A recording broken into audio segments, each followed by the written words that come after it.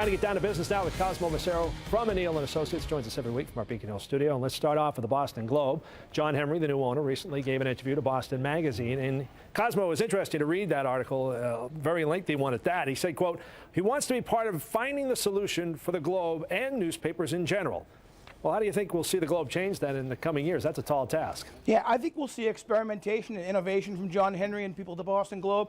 He's already done things like used Globe journalism in the sports section, for instance, to try to be more attractive to advertisers, introducing new features and things like that to try to attract more advertising. Certainly capitalizing on the digital platform, being multimedia, using Globe Radio, all those things to try to engage readers and solve the business model, and tinkering with the revenue model for BostonGlobe.com. All important parts of trying to figure out where to go in this industry when circulation has continued to decline for traditional print.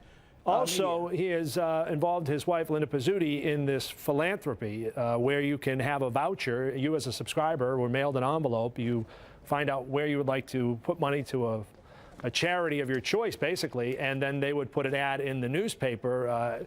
You know, and this is a philanthropic effort by the Globe. It's certainly not the first time we've seen this. The Orange County Register had this as well. That's right. Another way to engage readers, engage nonprofits, obviously. A reminder that there's value to be had still in print advertising. I think that's an important part of this. And it's an interesting program. We'll see how it works out. What about the fact that he said this week that, you know, it's likely they're going to sell the Globe as far as move it out of Morrissey Boulevard, where it's been since the 50s? Yeah, a couple things. We've seen the competitor, Boston Herald, did the same thing in the past year with some success. They've created a state-of-the-art newsroom. A lot of this hinges on the ability to redevelop that property on Morrissey Boulevard to create value, to invest in the Globe going forward. It also makes me wonder, will the Globe be getting out of the printing business or jobbing out its printing press? They already do printing for other entities, including the Herald, by the way. So that's an interesting piece of this also, if that part of the business model changes. And then being downtown certainly provides better access for journalists to all that's happening. And let me be clear, not selling the Globe, but selling the land there. Also, let's move on now and switch gears just for a moment. There was an interesting study put out, UMass, Amherst, MIT, a lot of people getting together on this one, saying that last year, 2013, 50,000 jobs created in Massachusetts. That's the best job creation this state has seen in more than a decade.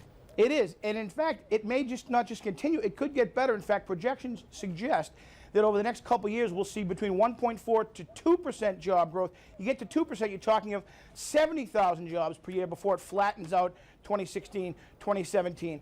High-tech, healthcare, construction services, healthcare particularly will be a major job boost because we're getting older as a population. We're breaking down. That's going to increase the healthcare industry. It certainly is. Very good. All right, we're going to have to leave it at that. Cosmo Macero of O'Neill & Associates. Always good getting out of business with you on a Thursday.